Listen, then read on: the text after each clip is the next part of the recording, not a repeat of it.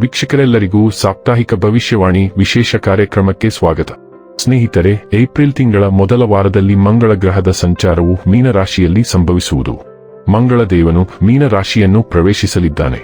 ಮಂಗಳ ಈ ಸಂಚಾರದೊಂದಿಗೆ ತ್ರಿಗ್ರಾಹಿ ಯೋಗದ ನಿರ್ಮಾಣವಾಗುವುದು. ಮೀನರಾಶಿಯಲ್ಲಿ ಈ ಮೊದಲೇ ಶನಿ ಮತ್ತು ಸೂರ್ಯ ಗ್ರಹಗಳು ಇವೆ. ಇದರಿಂದ ಮಂಗಳ, ಶನಿ ಮತ್ತು ಸೂರ್ಯ ಗ್ರಹಗಳ ಸಂಯೋಗದಿಂದ ತ್ರಿಗ್ರಾಹಿ ಯೋಗದ ನಿರ್ಮಾಣವಾಗುವುದು. ಹಾಗೆ ಸೂರ್ಯ ಮಂಗಳನ ಸಂಯೋಗದಿಂದ ಆದಿತ್ಯ ಮಂಗಳ ಯೋಗದ ನಿರ್ಮಾಣವಾಗಲಿದೆ. ಮಾರ್ಚ್ 30 ರಿಂದ ಏಪ್ರಿಲ್ 5 ರವರೆಗಿನ ಕುಂಭ ರಾಶಿಯವರ ಭವಿಷ್ಯವನ್ನು ತಿಳಿದುಕೊಳ್ಳೋಣ.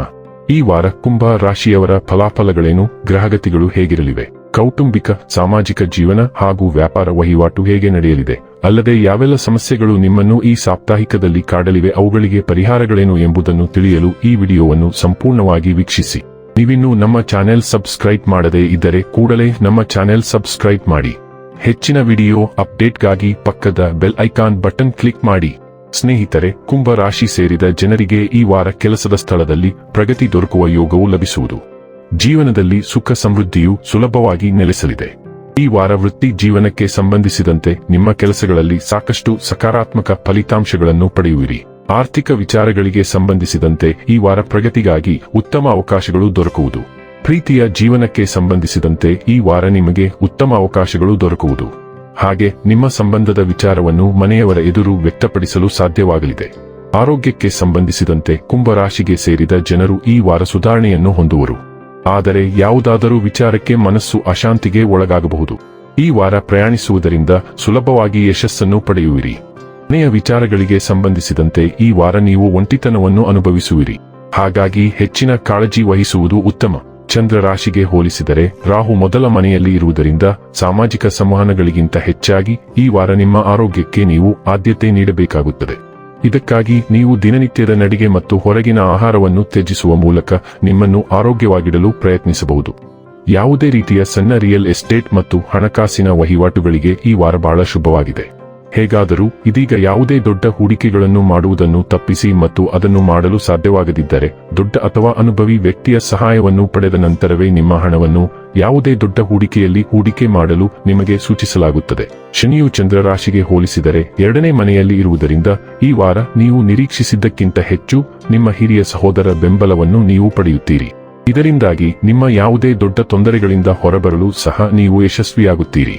ಆದಾಗ್ಯೂ ಇದಕ್ಕಾಗಿ ನಿಮ್ಮ ಸಮಸ್ಯೆಗಳನ್ನು ಹಿಂಜರಿಕೆಯಿಲ್ಲದೆ ಅವರ ಮುಂದೆ ವ್ಯಕ್ತಪಡಿಸಲು ಸೂಚಿಸಲಾಗಿದೆ. ನಿಮ್ಮ ಕಠಿಣ ಪರಿಶ್ರಮದ ಪೂರ್ಣ ಫಲಿತಾಂಶಗಳನ್ನು ಪಡೆಯಲು ನೀವು ಬಯಸಿದರೆ ನಿಮ್ಮ ಮನಸ್ಸನ್ನು ಸಕಾರಾತ್ಮಕವಾಗಿಡಲು ಪ್ರಯತ್ನಿಸಿ ಎಂದು ಈ ವಾರ ನೀವು ಅರ್ಥಮಾಡಿಕೊಳ್ಳಬೇಕು. ಏಕೆಂದರೆ ಈ ವಾರವು ನಿಮ್ಮ ವೃತ್ತಿಜೀವನಕ್ಕೆ ಸಾಮಾನ್ಯಕ್ಕಿಂತ ಹೆಚ್ಚು ಮಹತ್ವದ್ದಾಗಿದೆ. ಇದರ ಪರಿಣಾಮವಾಗಿ ಈ ಅವಧಿಯಲ್ಲಿ ನೀವು ಅನೇಕ ಹೊಸ ಅವಕಾಶಗಳನ್ನು ಪಡೆಯುವ ಸಾಧ್ಯತೆಯಿದೆ. ವಿದೇಶದಲ್ಲಿ ಉತ್ತಮ ಕಾಲೇಜಿಗೆ ಹೋಗಬೇಕು ಮತ್ತು ಉನ್ನತ ಶಿಕ್ಷಣವನ್ನು ಪಡೆಯಬೇಕು ಎಂದು ಕನಸು ಕಾಣುತ್ತಿದ್ದ ಆ ವಿದ್ಯಾರ್ಥಿಗಳು ಈ ವಾರದಲ್ಲಿ ಈ ಅವಕಾಶವನ್ನು ಪಡೆಯುವ ಸಾಧ್ಯತೆಯಿದೆ. ಅಂತಹ ಪರಿಸ್ಥಿತಿಯಲ್ಲಿ ನಿಮ್ಮ ನೆನಪಿನ ಶಕ್ತಿಯನ್ನು ಹೆಚ್ಚಿಸಲು ಬೆಳಿಗ್ಗೆ ಎದ್ದು ವಿಷಯಗಳನ್ನು ಅಭ್ಯಾಸ ಮಾಡಲು ನಿಮಗೆ ಸೂಚಿಸಲಾಗುತ್ತದೆ. ಕುಂಭ, ಸೂರ್ಯ, ಚಂದ್ರ ಮತ್ತು ಉದಯ ರಾಶಿಯವರಿಗೆ ಶುಕ್ರನು 4ನೇ ಮನೆಗೆ ಪ್ರವೇಶಿಸುತ್ತಾನೆ ಮತ್ತು ಅದು ಮನೆಯಲ್ಲಿ ಹೆಚ್ಚಿನ ಚಟುವಟಿಕೆಯನ್ನು ತರುತ್ತದೆ. ಮನೆಯನ್ನು ಸ್ವಚ್ಛಗೊಳಿಸಲು ಮತ್ತು ಸುಂದರಗೊಳಿಸಲು ಇದು ಸಮಯ. ಆದ್ದರಿಂದ ನೀವು ಮನೆಯ ಸೌಂದರ್ಯವನ್ನು ಸುಧಾರಿಸಲು ಕೆಲವು ವಸ್ತುಗಳನ್ನು ಖರೀದಿಸುತ್ತೀರಿ. ನೀವು ಅಡುಗೆ ಮನೆಯ ವಸ್ತುಗಳನ್ನು ಸಹ ಖರೀದಿಸುತ್ತೀರಿ ಅಥವಾ ಜೀವನ ಶೈಲಿಯನ್ನು ಸುಧಾರಿಸಲು ದೈನಂದಿನ ಅಗತ್ಯ ವಸ್ತುಗಳನ್ನು ಬಳಸುತ್ತೀರಿ.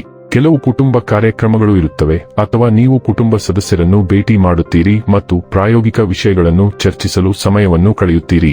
ಸೂರ್ಯ ಕೂಡ ಅಲ್ಲಿದ್ದಾನೆ, ಆದ್ದರಿಂದ ಅವರೊಂದಿಗೆ ವಾದಗಳು ಇರುತ್ತವೆ, ಆದರೂ ನೀವು ಅವುಗಳನ್ನು ಸೌಹಾರ್ದಯುತವಾಗಿ ಪರಿಹರಿಸಲು ಸಾಧ್ಯವಾಗುತ್ತದೆ. ಹುಣ್ಣಿಮೆ 9ನೇ ಮನೆಯಲ್ಲಿ ಉದಯಿಸುವುದರಿಂದ ಉನ್ನತ ಶಿಕ್ಷಣ ಮತ್ತು ವಿದೇಶಿ ಸಹಯೋಗಗಳಿಗೆ ಸಂಬಂಧಿಸಿದಂತೆ ಕೆಲವು ನಿರ್ಧಾರ ತೆಗೆದುಕೊಳ್ಳುವಿಕೆ ಇರುತ್ತದೆ. ನೀವು ಯಾವಾಗಲೂ ಹೋಗಲು ಬಯಸುತ್ತಿದ್ದ ದೂರದ ಪ್ರಯಾಣಕ್ಕೆ ಹೋಗುತ್ತೀರಿ ಅಥವಾ ಅಂತಹ ನಿರ್ಧಾರವನ್ನು ನೀವು ಅಂತಿಮಗೊಳಿಸುತ್ತೀರಿ. ಟಿಕೆಟ್ಗಳನ್ನು ಕಾಯ್ದಿರಿಸುವುದು, ವೀಸಾ ಪ್ರಕ್ರಿಯೆಯನ್ನು ಪೂರ್ಣಗೊಳಿಸುವುದು ಅಥವಾ ಕೆಲವು ಕಾನೂನು ಸಮಸ್ಯೆಗಳನ್ನು ಅರ್ಥಮಾಡಿಕೊಳ್ಳುವಂತಹ ಕಾರ್ಯಕ್ರಮಗಳು ಇರುತ್ತವೆ. ಉನ್ನತ ಶಿಕ್ಷಣವೂ ಸಾಧ್ಯ.